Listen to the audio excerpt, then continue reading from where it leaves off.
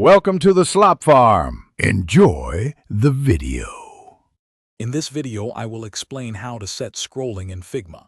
We'll cover the easy method to make your designs interactive and dynamic. First, ensure your content extends beyond the frame's boundaries. This is crucial for scrolling to function correctly. Then, we'll dive into the prototyping panel to select the appropriate scrolling behavior. It's a straightforward process that significantly enhances user experience in your prototypes. Let's get started. To set up vertical scrolling, begin by selecting the specific frame or group you wish to make scrollable. Next, head over to the Prototype tab located in the right-hand sidebar of Figma. Here, you'll find the Overflow Scrolling section. Simply choose Vertical Scrolling from the drop-down menu.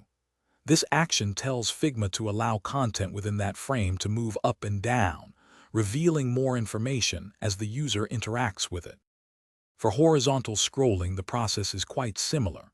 First, make sure your content, such as a carousel or a wide table, extends past the width of your frame.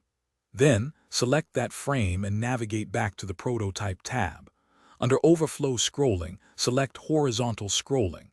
This enables users to swipe or drag left and right to view all the content. It's perfect for showcasing wide layouts or multiple items in a row. You can even combine both vertical and horizontal scrolling within nested frames for more complex interactions. Remember to use no scrolling for elements like fixed headers or footers that should remain visible while other content scrolls. This creates a professional and polished feel for your prototypes. Before we wrap up, if you're looking for quality gear, check out the link in the description for darn tough socks and other great deals. They offer a lifetime warranty, which is pretty amazing. Thanks for watching. Thanks for watching. Consider subscribing if we helped you today.